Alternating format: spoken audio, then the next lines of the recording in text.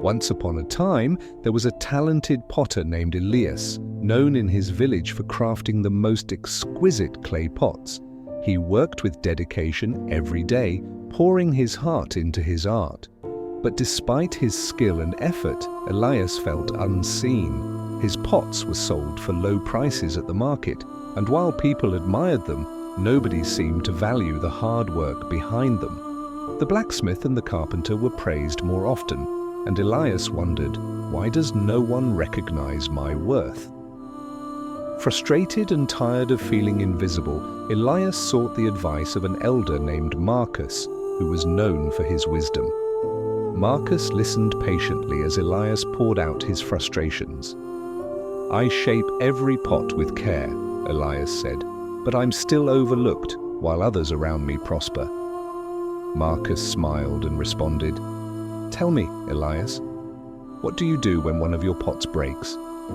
Elias thought for a moment. "I make a new one, of course."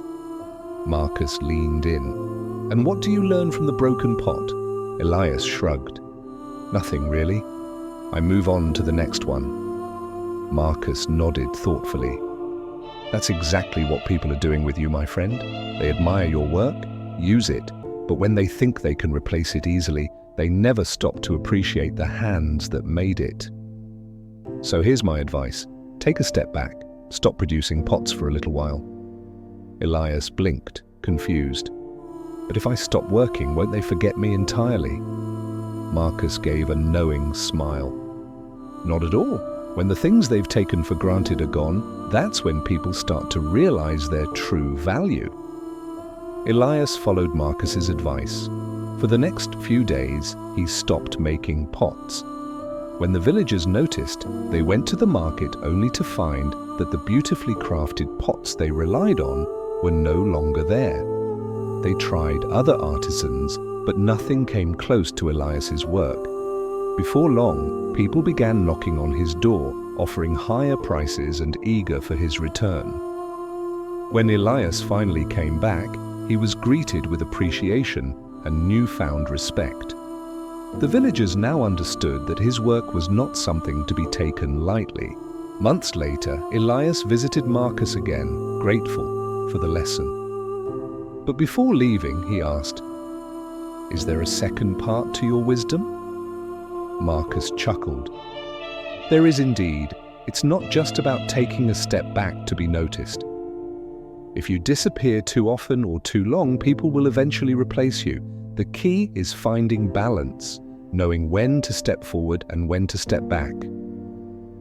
Elias carried that wisdom with him throughout his life, always mindful of the balance between giving and withholding. He didn't let himself be taken for granted, but he also didn't abandon his craft just because things didn't go his way. This story reminds us of a simple truth. We shouldn't wait until people are gone to recognize their value. And at the same time, we must learn when to pause, reflect, and recharge so our worth remains intact. Find the balance, and life will reward you with harmony. If this story resonates with you, reflect for a moment. Where in your life are you giving too much or too little? And how can you find the right balance today? Subscribe to Still Mind Stoicism for more stories that illuminate life's hidden lessons.